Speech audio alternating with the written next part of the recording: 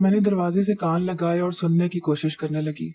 जैसे जैसे वो बातें मेरी समाज से टकरा रही थी, मेरा वजूद बेचैन हो रहा था। जिंदगी का इतना बड़ा धोखा मुझे उस शख्स से मिला जिसको मैंने रूह का मकीन माना।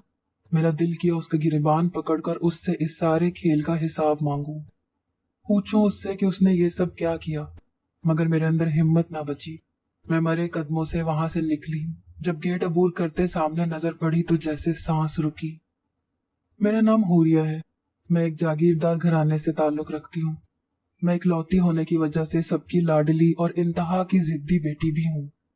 मेरी जिद ने मुझे कभी कोई नुकसान नहीं पहुंचाया, क्योंकि मेरे मुहाफिज मेरे डैड और दादा अब्बू थे, जिन्होंने मेरी हर गलती को सुधारा था और मेरे हर गुनाह पर पर्दा डाला था। यही वजह थी कि मैं गलती करके भी शर्मिंदा ना हुई, क्योंकि उन दोनों ने मुझे कभी महसूस ही ना होने दिया कि मैं गलत हूँ। मेरे साथ साथ वो भी यही समझते थे कि उन्होंने मुझे लाडला रखा।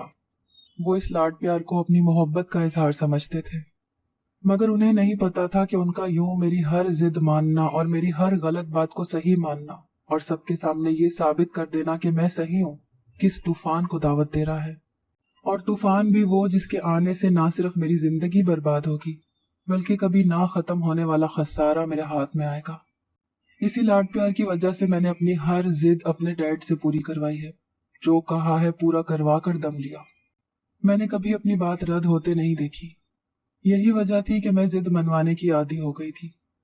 यूनी जाना मेरा ख्वाब था और मैं जानती थी मैं यूनी नहीं जा सकती, क्योंकि खानदान में बेटियों को पढ़ाने के लिए किसी ऐसी जगह ना भेजा जाता जहां लड़के लड़कियां इकट्ठे हों।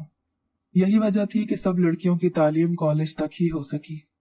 मेरा भी कॉलेज मुकम्मल हो चुका था और अब मुझे यूनी जाना था। इसी सिलसिले में मैंने डैड से बात करने का सोचा। अब मुझे अल्फाज तरतीब देने थे जिनसे मैं अपनी बात मनवा सकती।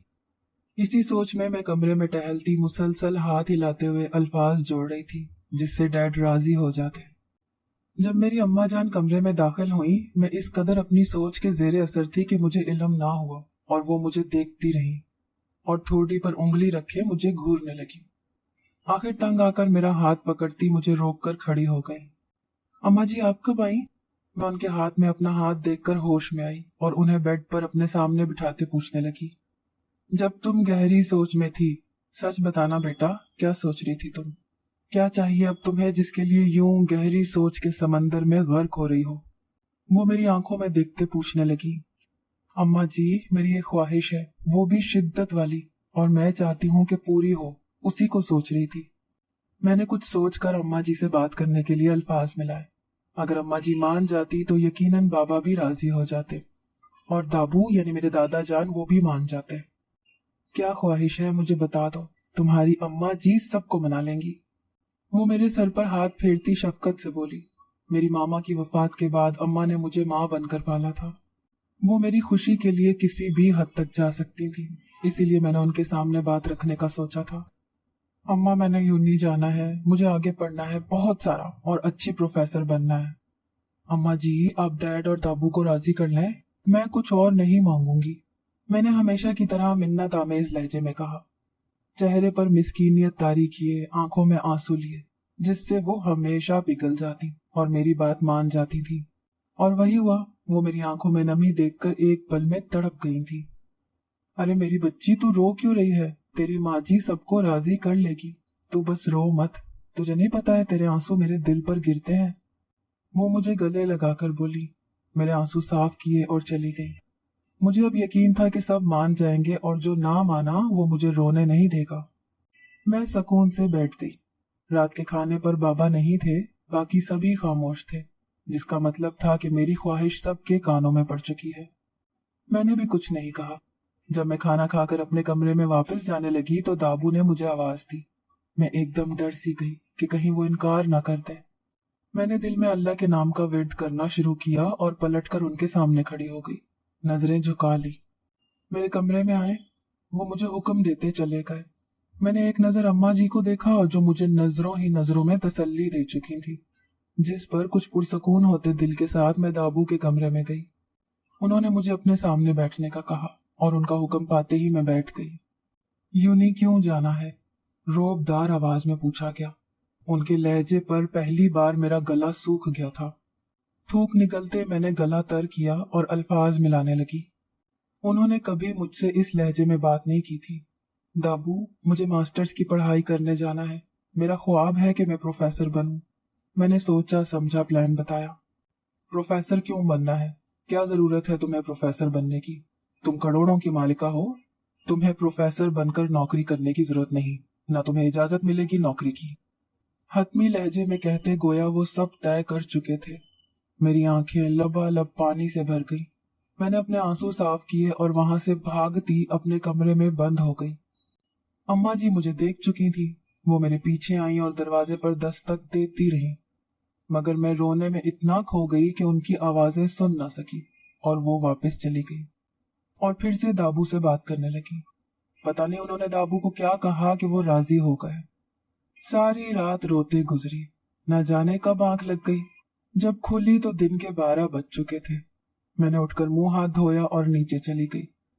बावर्चन से नाश्ते का कहा और घर की पिछली तरफ बने बाग में टहलने लगी। मुलाजिमा ने नाश्ता मुझे दे दिया। टेबल पर नाश्ता रखे वो मेरे अगले हुक्म की मुंतजर थी। मैंने उसे जाने का कहा तो वो चली गई। मैं नाश्ते से फारिग हुई थी जब मुलाजिमा ने मुझे दाबू से मिलने का कहा। मैं वहां से सीधी उनके कमरे में गई, जहां दाबू, डैड और माँ जी मेरे मुंतजिर थे। चूंकि मैं सारी रात रोई थी, इसीलिए आंखें सुर्ख और सूजी हुई मालूम हो रही थी। डैड तो तड़प गए और मुझे अपने हिसार में लिए ही सोफे पर बैठे। मेरा बेटा रोता रहा है और मैं कितना लाइलम रहा, कितना लापरवाह बाप हूं मैं। वो शर्मिंदा से बोले, नहीं डैड, आप बहुत अच्छे हैं और मैं रोई नहीं हूँ। बस ऐसे ही एलर्जी हो गई है किसी चीज से, शायद कुछ गलत खा लिया होगा या हवा की गर्द का असर हो रहा है। आप शर्मिंदा ना हो। मुझे उनका यूं शर्मिंदगी दिखाना बुरा गुजरा था, इसीलिए झूठ बोलने लगी। मेरे बेटे को प्रोफेसर बनना है? दाबू ने मेरे सर पर हाथ फेरते पूछा। मैंने हाँ में सर हिलाया तो वो मुस्कुरा दिए। उनकी मुस्कुराहट का मतलब समझने की कोशिश में मैंने एक नजर अम्मा जी और एक नजर डैड को देखा, जो मुझे हाँ में इशारे दे गए। खुशी से एकदम चेहरा जगमगाया और मैं खुशी से दाबू के गले लग गई। उन्हें शुक्रिया बोला और फिर डैड और अम्मा जी को प्यार किया। मैं उस वक्त इंतहा की खुश थी, मगर नहीं पता था कि मेरी ये ख्वाहिश मुझे किस अजाब में धकेलेगी। मुझे नहीं पता था ये जिद मेरे लिए कितनी बड़ी सजा बन जाएगी। जब वालिदैन या बड़े किसी चीज से मना करें तो हो जाना चाहिए, क्योंकि हमारी जिद हमें कहीं का नहीं छोड़ती। मेरी इस जिद ने भी मुझे कहीं का नहीं छोड़ा, मगर उस वक्त मैं इस सब से लाइलम थी। डैड मुझे लेकर यूनी गए, वहां मेरा दाखिला करवाया और मुझे जरूरत का सामान खरीद कर दिया। मैं मुस्कुराते मुस्कुराते घर पहुंची। सब कुछ तैयार करके अगले दिन यूनी गई। मुझे वहां पहुंचकर भी इंतहा की खुशी हुई। क्लास शुरू हुई, सब कुछ अच्छा रहा और यूं ही दिन गुजरने लगे। मैं दिल लगा कर पढ़ रही थी, जिसकी वजह से मेरा रिजल्ट बहुत अच्छा आया, जिससे दाबू खुश हो गए। मेरा रिजल्ट हर बार अच्छा आता। मैं लास्ट सेमेस्टर में थी। इस सारे वक्त में मुझे लगता था कि कोई मुझ पर नजर रखे हुए है। मैंने महसूस तो काफी किया, मगर किसी से कुछ कहा नहीं, क्योंकि अगर घर में किसी को पता चल जाता तो सब कुछ खराब हो जाता। बहुत हंगामा होता, जिसकी वजह से मैंने ना बताने का फैसला कर लिया। मुझे नहीं पता था मैं क्या गलती कर रही हूँ। अगर उस वक्त मुझे पता होता तो मैं सबसे पहले डैड को बताती, मगर किस्मत के अगले कदम का इल्म किसे होता है। मैं एक दिन कैंटीन में बैठी चाय पी रही थी जब एक लड़की मेरे साथ बैठ गई। मैं नजर उठाकर उसे देखा। जीन्स शर्ट में मलबूस थी। हाई मेकअप में वो मुझे काफी अजीब लगी। मैंने फिर से अपनी तवज्जो चाय पर मरकूज की और खुद को मसरूफ जाहिर किया। मेरा नाम ताहिरा है। वो हाथ आगे करती बोली। मैं हुरैन, मैंने हाथ मिलाते कहा। यहाँ काफी अरसे से हैं, मैंने देखा था कई दफा आपको यहाँ। वैसे देखने में काफी अमीर खानदान से ताल्लुक रखने वाली लगती हैं। वो मुझसे बातें करती रही। मैंने भी हाँ ना में ही जवाब दिया। मुझे उसके साथ बातें करना मुनासिब नहीं लग रहा था। ऐसा लग रहा था जैसे वो मुझे जानने की कोशिश में हो। मुझे उसका यूं अपने सामने बैठना अच्छा नहीं लग रहा था, मगर उस वक्त उसे कुछ कह नहीं सकी। मुश्किल से वो सारा वक्त गुजारा, जिसके गुजरते ही मैंने गहरा सांस लिया और छुट्टी पर घर आ गई। कुछ ही दिन गुजरे थे कि मेरा रिश्ता लेकर वो लड़की घर पहुंच गई। मैं हैरान परेशान उसे देखती रही। घर में सब राजी थे। मैंने माँ जी से इनकार किया, मगर वो कहने लगी, लड़का अच्छा है, बिजनेसमैन है, बहुत अच्छी फैमिली से है, तुम्हारे डैड ने सब पता लगवा लिया है, तुम खुश रहोगी, वगैरह वगैरह करके अम्मा जी ने मुझे राजी कर लिया। सब कुछ तय हो चुका था। शादी मेरी पढ़ाई पूरी करने के बाद थी। मैंने हर तरह से इनकार करने की कोशिश की, मगर नाकाम रही। मैंने उस लड़के को कॉल की और जॉब की बात की तो वो उस पर भी राजी हो गया, जिस पर पहले मुझे गुस्सा आया, मगर फिर मुतमईन हो गई। तहसीन ने मुझे शादी के बाद जॉब की इजाजत दे दी थी तो मैं इसी में खुश थी, इसीलिए इसके बाद मैंने कुछ और नहीं कहा। पढ़ाई मुकम्मल होते ही शादी की तारीख रख दी गई। तहसीन और ताहिरा दोनों बहन भाई ही थे। वालिदैन वफात पा चुके थे, वो लोग दुबई से पाकिस्तान शिफ्ट हुए थे। दाबू ने सारी तहकीक कर ली थी, जिस पर मैं मुतमईन थी। शादी की तैयारियां जोरों शोर पर थी। सब कुछ तहसीन और मेरी पसंद का था। इन सब में शादी का दिन भी आ पहुंचा। सब कुछ बहुत अच्छे से हुआ। हर चीज उम्मीद से बढ़कर खूबसूरत थी। मैं बहुत खुश हुई कि तहसीन ने मुझे अपना फर्ज निभाने की इजाजत दी है। मैं शादी के 15 दिन बाद यूं नहीं जाने लगी। पहले पहल मुश्किल हुई, मगर फिर सब कुछ समझने पर मेरे लिए आसानी होने लगी। मैं अपने कमरे में बैठी काम कर रही थी जब ताहिरा मेरे लिए चाय ले आई। मैंने चाय पी और वो मुझसे बातें करती रही। इसी दौरान उसने बताया कि तहसीन को काम के सिलसिले में कतर जाना है। मैं पहले खामोश रही और फिर कुछ देर बाद बोली, कितने वक्त के लिए? तो उसने बताया 1 साल लग सकता है। मैं परेशान हो चुकी थी। मेरे शौहर ने मुझे साथ जाने पर फोर्स किया। मेरे घर वालों ने भी कहा कि साथ जाओ, शौहर को अकेले मत भेजो। मेरा दिल नहीं मान रहा था साथ जाने को। अजीब अजीब से वहम आ रहे थे, मगर घर वालों के कहने पर मैं मजबूर हो चुकी थी। दाबू ने बहुत कहा, समझाया तो मुझे साथ जाना पड़ा। यूं हम वहां पहुंच गए। कुछ दिन गुजरे थे जब एक रोज शौहर के कुछ मेहमान घर आए। उनमें एक शेख था। वो शेख जैसे पागल हो गया। बार बार कहने लगा, तुम मेरी बीवी हो। मुझे उससे डर लगने लगा। वो बार बार मेरे करीब आ रहा था और हैरत थी कि मेरे शौहर को इससे फर्क नहीं पड़ रहा था।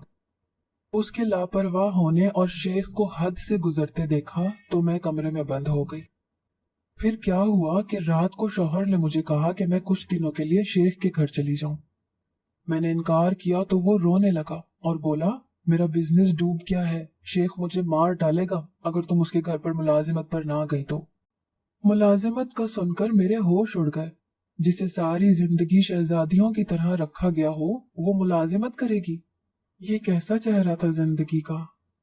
मैंने साफ इनकार कर दिया तो वो खामोशी से चला गया। अगले दिन अस्पताल से कॉल आई तो मेरी जान निकल गई। मेरे शौहर को किसी ने बहुत मारा था। मैं अस्पताल पहुंची तो उसने मुझे देखकर हाथ जोड़े और बोला वो मुझे मार डालेगा। मैंने दाबू से राब्ते की कोशिश की तो शेख ने हमारे मोबाइल ले लिए और हमें अपनी कैद में रख लिया। यूं मुझे मजबूर होकर मुलाजिमत करनी पड़ी। मगर हैरत थी, वो मुझे किसी काम को हाथ न लगाने देता और कहता, मेरी मरहूम बीवी के कपड़े पहनकर बिस्तर पर बैठ जाओ। मैं रोज वो कपड़े पहनकर बिस्तर पर बैठ जाती। कुछ ही देर बाद मुलाजिमा खाना दे गई, जिसे खाते ही मुझे एकदम से गहरी नींद आने लगी। सुबह मेरी आंख दोपहर को खुली। सर घूम रहा था, इतना शदीद दर्द कि मैं सर पकड़ कर बैठ गई। कुछ देर यूं ही बैठने पर मेरी नजर अपने वजूद पर पड़ी तो बेहोश होते होते बची। मेरे कपड़ों पर गंध लगा था, मगर कैसे ये मुझे पता न चला। मैंने तो रात साफ सुथरे कपड़े पहने थे और खाना खाकर सो गई थी, तो ये कैसे गंदे हो गए? ये गंध कहाँ से लगा? ये सोचते ही सर बुरी तरह चकराने लगा। जब सर दर्द कुछ संभला तो मैं उठकर नीचे चली गई। मुलाजिमा का दिया नाश्ता किया और अस्पताल के लिए निकल गई। मुझे अपने शौहर से मिलना था। मेरे साथ शेख के बंदे थे जो साए की तरह मेरे पीछे थे। मुझे किसी तरह अपने डैड और दाबू से राब्ता करना था, जो मुमकिन नहीं हो पा रहा था। मैं अस्पताल पहुंचकर वॉशरूम के बहाने एक तरफ हो गई ताकि किसी से मोबाइल लेकर बात कर सकूं, मगर ये मुमकिन ना हुआ। वो हर जगह मेरे साथ थे। मैंने वॉशरूम में दाखिल होते ही दरवाजा अंदर से लॉक किया और काफी देर अंदर ही रही, ये सोचकर कि शायद वो लोग कुछ देर तक कहीं चले जाएं, मगर ये ना हुआ। मैं 2 घंटे बाद निकली, तब भी वो सभी वहीं थे। शौहर से मिलकर घर आ गई। रात को फिर वही हुआ।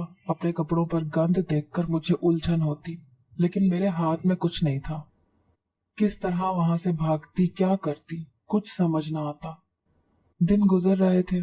इस सारे मामले को 2 हफ्ते हो गए। मुझे अब अपने शौहर से मिलने की कोई ख्वाहिश ना रही। मैं दिन ब दिन अजीब होती जा रही थी।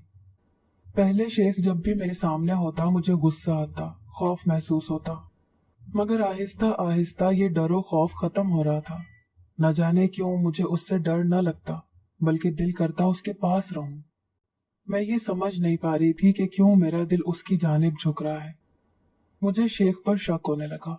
मैं अस्पताल का बहाना बनाकर गई, वहां पहुंचकर धोखे से एक तरफ हो गई। अब मुझे किसी से मोबाइल लेकर घर में किसी को कॉल करनी थी। मैं इसीलिए वहां सबको देखने लगी और फिर एक लड़की से मोबाइल लिया जो उसने बखुशी दे दिया।